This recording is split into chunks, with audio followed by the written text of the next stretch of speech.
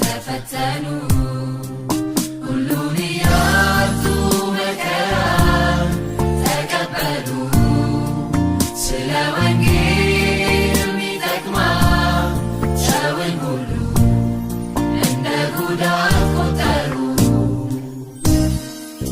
ክርስትና የዋዛ አይደለም፣ በቀላሉ እኛ ጋር ደረሰ።